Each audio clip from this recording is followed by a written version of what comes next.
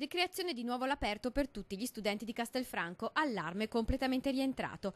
Abbiamo fatto un briefing questa mattina alle 9, l'assessore all'istruzione scolastica con i dirigenti e abbiamo concordato che possono uscire. I valori di componenti tossici nell'aria sono tutti al di sotto della soglia di pericolo. Oggi la situazione è tornata quasi alla normalità, si percepisce un cattivo odore normale.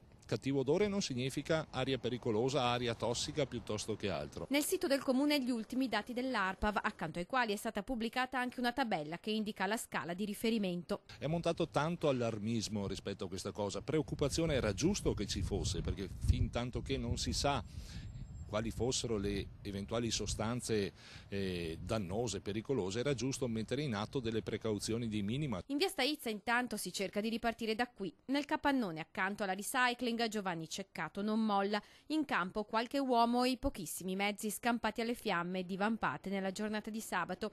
Questo capannone, devastato dalle fiamme, dava occupazione a una trentina di persone, il cui posto ora è messo in discussione.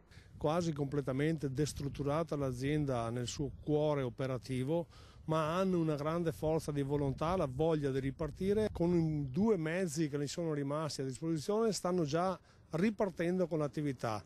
La grande forza di volontà del popolo veneto è proprio riassunta in queste 2 parole. Il capannone resta sotto sequestro in attesa degli esiti degli accertamenti tecnici. In tribunale intanto un fascicolo aperto, al momento senza ipotesi di reato.